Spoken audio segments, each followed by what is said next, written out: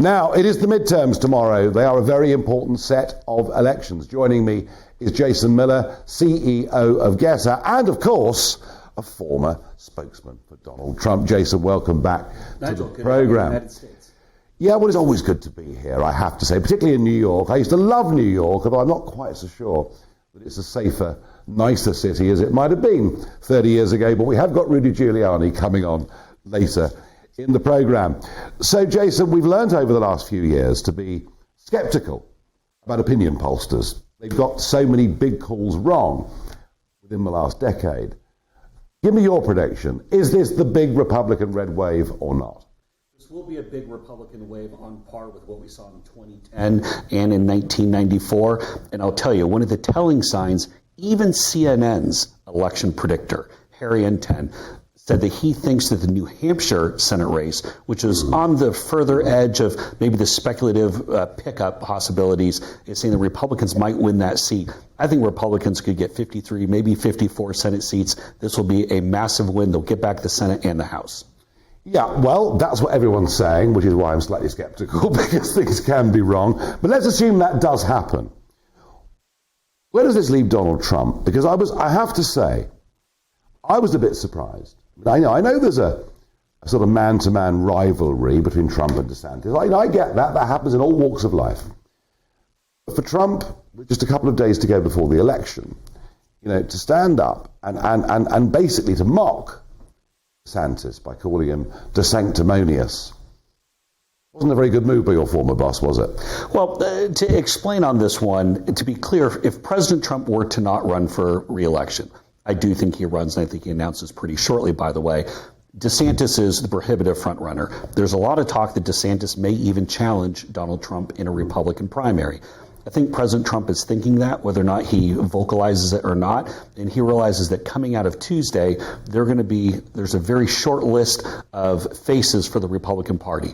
President Trump's face, who are going to fill the others? Carrie Lake in Arizona, who should win the governor's race. But then I think Ron DeSantis is probably the most serious threat. But I get that. I understand all of that. And I know there is, whether it's 20% or 25%, the Republicans think DeSantis might be the right guy, 70% think Trump's the right guy. I get all of that. But my point was, being seen to attack your own side on the eve of an election, it's not good politics, is it? So look, if you were to say is it good politics, if you were to analyze it and say in a traditional spectrum, of course, it's the wrong time to go and do it a couple days before an election. But as we know, President Trump largely goes off of instinct and what he's feeling at that moment. And to say that he necessarily plans all of these things out well in advance, it's probably a spur of the moment thing. Now, two things can be true at the same time.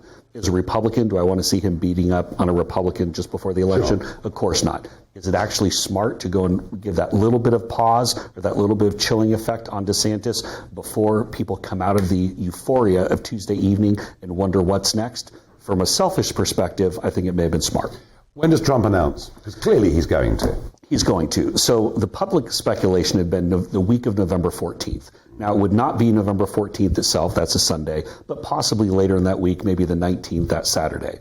However, I tell you this, within the last 24 hours, there's been a great deal of speculation because President Trump has made comments to people who are close to him that he could announce tonight in Ohio. However, some of these people have shared this with political pundits in the U.S., and now there are tweets and other things suggesting that. So it's either tonight in Ohio or tomorrow from Mar-a-Lago. I think you'll see very soon, you'll see a Trump announcement. Okay, it's coming. It's coming. It's imminent. Right, you heard it first here from Jason Miller, and if he doesn't know, no one does, I tell you. Moving on, Jason, clearly the influence of social media on our lives, on our political thinking, on our opinions, has been enormous. Perhaps the biggest change in the last 50 years in many ways. And there are many of us who loathe the way social media behaved in November 2020. And ever since then, plenty of people being shadow banned, Facebook perhaps even worse than Twitter these days.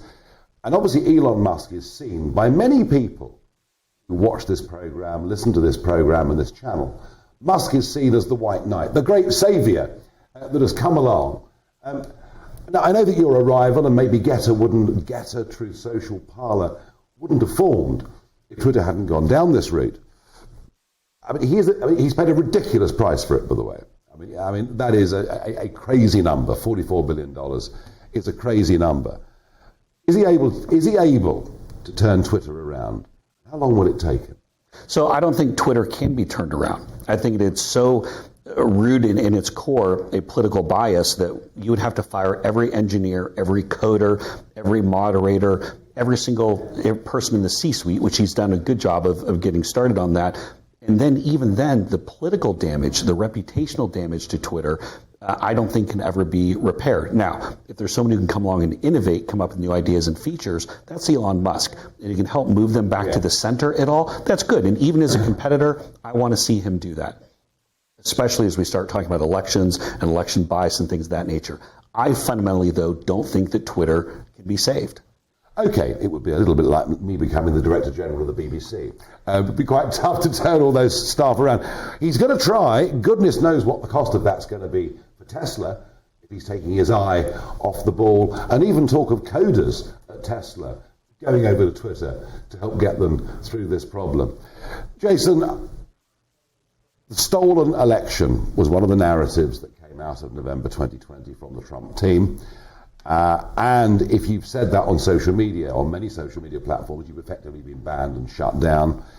Is it time for the Republicans to move on from a narrative which comes across, I think, to most voters as being essentially negative?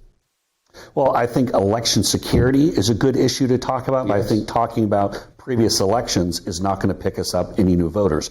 The reason why we've seen a 30, 35 point swing with independent voters in the last 1 or 2 months, the reason why Republicans are at the precipice of this big, massive, overwhelming victory is because Biden and the Democrats are so wrong on the economy. They're so wrong on the woke agenda. They're so wrong on pronouns and self-identification and all of this nonsense.